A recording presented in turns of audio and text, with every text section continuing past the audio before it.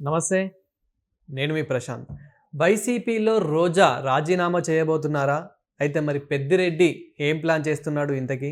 So, దీని గురించి అయితే మాట్లాడేందుకు ప్రస్తుతం మనతో పాటు టీడీపీ స్పోక్స్ పర్సన్ సూర్యదేవరలత గారు ఉన్నారు. నమస్తే అండి. నమస్తే.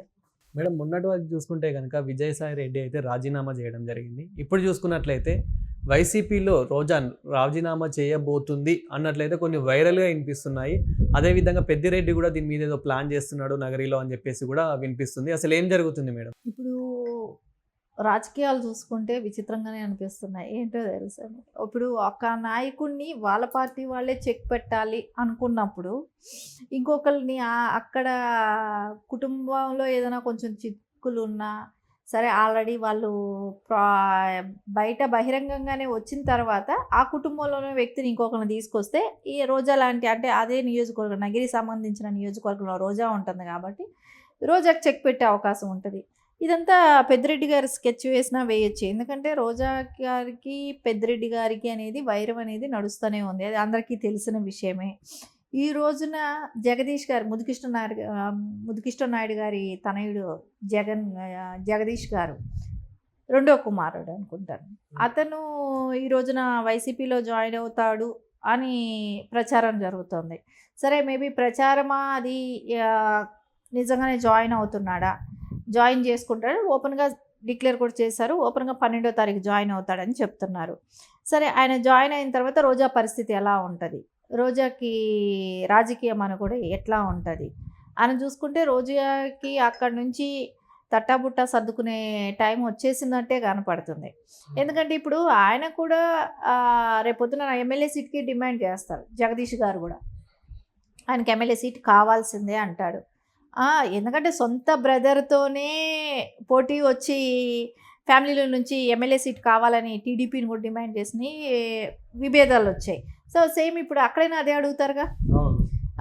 వాళ్ళు వెళ్ళి రోజా గారి దగ్గర ఆమెకి ఏదో సపోర్ట్ చేసి ఆమెని రోజా ఎమ్మెల్యే సీట్లో కూర్చోపెట్టారు కదా.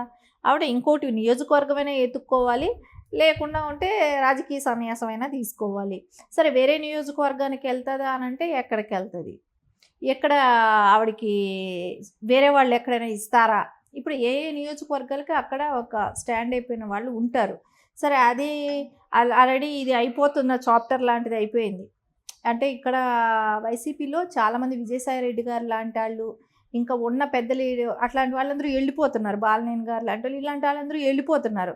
సరే, ఇప్పుడు ఈ తరుణంలో వచ్చి చేరే వాళ్ళు ఎవరైనా తీసుకుంటే, ఇప్పుడు రాజకీయంలో శైలజానాథ్ గారు కానివ్వండి, ఇలాంటి వాళ్ళని తీసుకుంటే వాళ్ళు వచ్చి ఇప్పుడు జాయిన్ అవుతున్నారంటే వాళ్ళు నిజంగా రాజకీయ సన్యాసంలోనే ఉన్నారు ఇన్ని రోజులు. వాళ్ళకి ఎక్కడ ఆపర్చునిటీలు లేవు. సో ఇప్పుడు వాళ్ళు ప్లాట్ఫామ్ ఎత్తుక్కుంటున్నారు. అంటే గతంలో వాళ్ళకు ఉన్నది ఇప్పుడు ఎత్తుక్కుంటున్నారు. సరే, జగదీష్ గారిని తీసుకుంటే ముదికిష్ట నాయుడు తనయుడు తీసుకుంటే అతనికి ఏంటంటే చూశారు, తెలుగుదేశంలో రావడానికి చాలా వరకు ట్రై చేశారు. ఫ్యామిలీ కాబట్టి, ఇంటర్నల్ ఫ్యామిలీ కాబట్టి మీరు సెట్ చేసుకోండి అనేది ఒక సూచన ఇవ్వటం జరిగింది. సరే, దాని మూలన ఇప్పుడున్న గాలి భానుప్రకాష్ గారికి కానీ ఇవ్వటం జరిగింది. సరే, ఇవన్నీ అయిన తర్వాతైనా ఆయనకి ఎమ్మెల్యే కావాలని స్ట్రాంగ్ కోరిక ఉంది. సరే, వేరే ఏ పార్టీ అయినా నేను జాయిన్ అవుతాననే స్థాయికి వెళ్ళారు. అంటే ఇంటర్నల్ ప్రాబ్లమ్స్ ఏమైనా వచ్చాయేమో వాళ్ళ ఫ్యామిలీలో. సో దాని మూలాన ఫ్యామిలీ నేను విభేదించి వేరే పార్టీకి జాయిన్ అవుతారని తెలుస్తుంది. మరి దీని మీద వైఎస్ జగన్ గారు ఎలా స్పందిస్తున్నారు? అంటే రోజా తరపున ఏమైనా మాట్లాడుతూ ఉన్నారా? ఇప్పుడు వాళ్ళకి ఏమిటంటే రోజా గారికి మూలాన అక్కడ క్యాడర్ అంతా, నగిరి నియోజకవర్గంలో ఉన్న క్యాడర్ అంతా కూడా రోజా గారికి అగెనిస్ట్గా ఉంది. ఎవరు ఆవిడతో కలిసి పని చేయడానికి ప్రిపేర్గా లేరు. సో అలాంటప్పుడు రోజా గారికి ఎవరైనా సపోర్ట్ ఉంటేనే కదా. సపోర్ట్ లేని ప్లేస్లో ఏం చేయగలుగుతుంది? సో ఖచ్చితంగా ఇప్పుడు జగన్మోహన్ రెడ్డి గారైనా ఒకటే ఆలోచిస్తారు, ఆవిడ ఉంటే మేము పని చేయమనే క్యాడర్ తయారైంది నగిరి నియోజకవర్గంలో, ఆవిడకి మేము సపోర్ట్ చేయమని అంటున్నారు, బహిరంగంగానే చెప్పారు. ఇన్ని చెప్పినప్పుడు ఆవిడకి సపోర్ట్ చేయని చోట ఆవిడకి అవకాశాలు ఉండవు కదా. సో అందుకనే జగన్మోహన్ రెడ్డి అయినా ఏం చేస్తాడు, కొత్త వాళ్ళని కోసం ట్రై చేస్తాడు. ఈవిడ ఆల్రెడీ ఆడ బ్యాడ్ నేమ్ తెచ్చుకునింది. సరే, రేపు పొద్దున వీళ్ళిద్దరూ కలిసి జగన్మోహన్ రెడ్డికి చెక్ పెడతారా అంటే కూడా పెట్టచ్చు. ఇక్కడ గాలి ముద్దుకృష్ణ నాయుడు గారి తనయులు ఏంటంటే ఆ నియోజకవర్గంలో ఆయన బతికున్నన్ని రోజులు చాలా సంవత్సరాల వరకు ఆయనే ఎమ్మెల్యేగా ఉన్నారు. అలాంటి ప్లేస్లో ఇప్పుడు వాళ్ళ కొడుకులు డివైడ్ అయి ఉన్నారు. సో రేపొద్దున కలిసిపోతే వాళ్ళిద్దరూ కలిశారనుకోండి, అక్కడ ఈ రోజున రోజాను వదిలేసేస్తే రేపు అది శూన్యం అయిపోతుంది. అక్కడ ఎవ్వరూ కూడా ఉండరు. సో ఇప్పుడు జగన్మోహన్ రెడ్డికి టెన్షన్ స్టార్ట్ అవుతుంది. అసలు ఇప్పటికి రోజాను ఎవరైనా పట్టించుకుంటున్నారా? అంటే ఇప్పుడు ఈ ఉన్న సిచ్యువేషన్‌లో ఇంతకుముందు గతంలో చూసుకున్నట్లయితే గనుక ప్రభుత్వం వాళ్ళది కాబట్టి ఎంతో కొంత పట్టించుకున్నారు. కానీ ఇప్పుడు చూసుకున్నట్లయితే అసలు వైసీపీలో జగన్ గారిని సరిగ్గా పట్టించుకోవడం లేదు. అలాంటిది రోజాని ఏమైనా పట్టించుకుంటున్నారా అని చెప్పేసి కూడా అనుకుంటూ అక్కడ ఎవరు పట్టించుకునే స్థాయిలో ఆవిడ గురించి ఆలోచించే వాళ్ళు ఎవరు లేరు.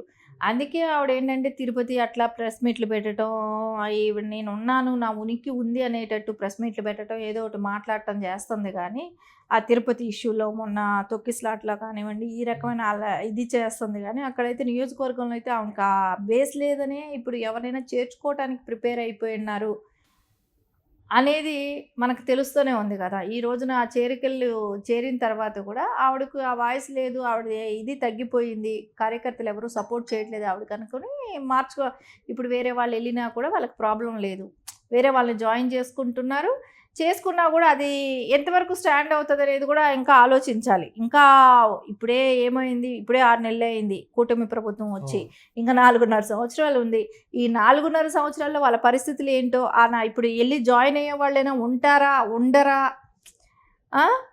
ఈవిడ రేపొద్దున అక్కడే ఉంటుందా, ఈవిడ కోపం వచ్చి రేపు ఈవిడ రాజీనామా చేస్తుందా రోజా, ఇవన్నీ కూడా ఉంటాయి కదా. రాజీనామా చేస్తుందా లేకుంటే వేరే నియోజకవర్గాలకి ఏమైనా ఆమెను పంపుతారా, సరే వీళ్ళు జాయిన్ అయిన వాళ్ళు ఇద్దరు కలిసి పనిచేస్తారా, సరే ఇద్దరు మేము కలిసి పనిచేస్తాము రేపు పొద్దున సీట్ వచ్చినప్పుడు అప్పుడు చూసుకుందాం అనుకొని కలుస్తారా అంటే కలవరు. ఎందుకంటే అక్కడ భిన్న ధృవాల్లాగా ఉంటాయి రెండు, అది కలిసే అవకాశం లేదు.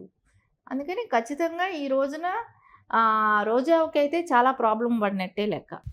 అదేవిధంగా ఇప్పుడు వైసీపీలో చాలామంది కార్యకర్తలు, చాలామంది నేతలు ఎవరైతే ఉన్నారో వాళ్ళు ఇప్పుడు కూటమి ప్రభుత్వంలో చేరబోతున్నారు అని చెప్పేసి కూడా వినిపిస్తూ ఉంది. కూటమి ప్రభుత్వంలోకి వచ్చి జాయినింగ్స్ అవ్వాలనుకున్న వాళ్ళు చాలామంది ఉన్నారు.